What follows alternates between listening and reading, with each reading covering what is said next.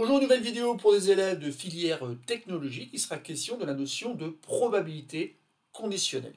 Ici donc on a affaire à un exercice assez classique. Dans cet exercice, Lucie décide de faire du tri dans son garage. Elle retrouve une boîte avec 140 clous et vis. Parmi ces clous et vis, 51 sont à tête ronde. Les autres sont à tête plate et par ailleurs, il y a 85 clous dont 40% sont à tête ronde.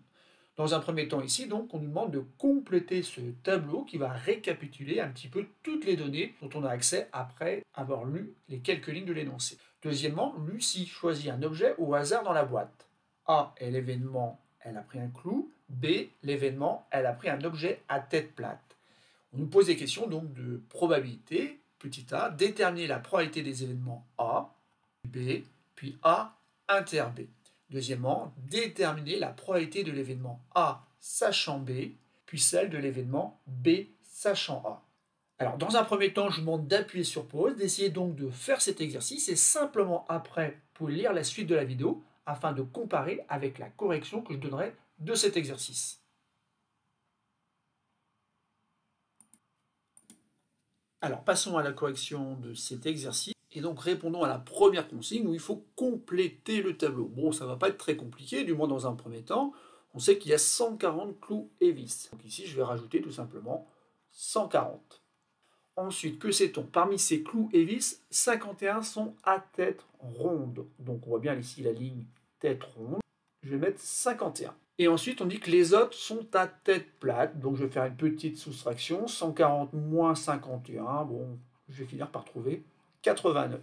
Je continue la lecture de l'énoncé. Par ailleurs, il y a 85 clous. Ça tombe bien ici, donc je vais pouvoir rajouter 85. Donc 40% sont à tête ronde. C'est le seul vrai calcul ici qu'on a à faire. Il faut calculer donc 40% de 85. Et 40% de 85, ça se fait en faisant le calcul 40 centièmes multiplié par 85.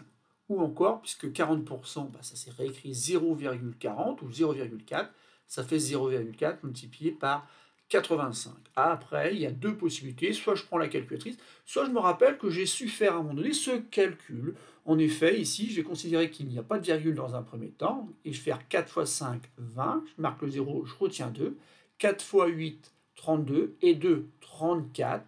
Je trouve 340, sauf que je n'oublie pas qu'il y a un chiffre derrière virgule ici. Ce n'est pas par 4 qu'on a multiplié, mais par 0,4. Et donc, il faut que je garde un chiffre derrière virgule. Et donc, j'obtiens finalement 34. Donc, voilà comment on peut faire le calcul sans utiliser la calculatrice. Mais si vous avez utilisé la calculatrice, vous allez trouver le même résultat que moi. Un résultat qui est 34 et qu'on va mettre ici. Et maintenant, il ne reste plus qu'à compléter donc ce tableau à double entrée pour que ça fonctionne bien. En tout, par exemple, on a 85 clous. Donc ici, il manque en fait 51 clous pour avoir un total de 85. De la même façon, 51 plus combien donne 89? Et bien assez vite, je me rends compte qu'il manque ici 38. 38 vis à tête plate. Je continue. 34 plus combien donne 51? Bon, j'ai trouvé assez facilement 17. Et le total ici des vis, 38 plus 17 me donne 55. Ce que je dois absolument vérifier, c'est que 85 plus 55, ça donne bien 140, et c'est bien le cas. Je peux donc passer à la consigne numéro 2, où on va parler réellement maintenant de probabilité. Dans cette deuxième consigne, donc, je rappelle que Lucie choisit un objet au hasard dans la boîte. On note A, l'événement, elle a pris un clou, et B, l'événement, elle a pris un objet à tête plate. On demande ici donc de déterminer la probabilité des événements A, B et A inter B. Et je me rappelle que la probabilité de l'événement A se note tout simplement P de A. Et comment obtient-on la probabilité de cet événement? On va tout simplement utiliser que, il y a combien d'issues favorables qui réalisent l'événement A? C'est tout simplement le nombre de clous. Ici, ça va être le cardinal de A. Cardinal de A, ça s'écrit comme ça dans un premier temps.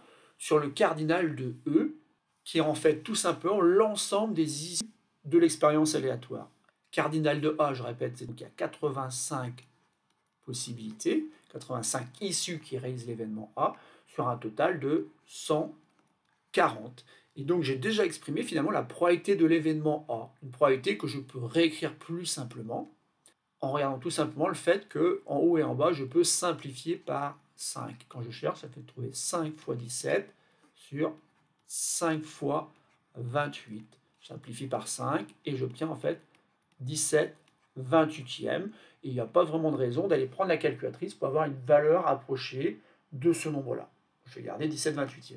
Ensuite, je vais faire la même chose pour la probabilité de l'événement B, que je vais obtenir à l'aide de cardinal de B sur cardinal de E. Cardinal de B, c'est le nombre d'issues qui réalisent l'événement B.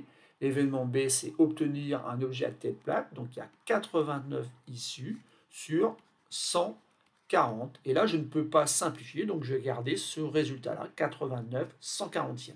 Ensuite, je dois déterminer la probabilité de l'événement A inter B. Alors A inter B, c'est un événement qui dit qu'en fait l'événement A s'est réalisé et l'événement B aussi.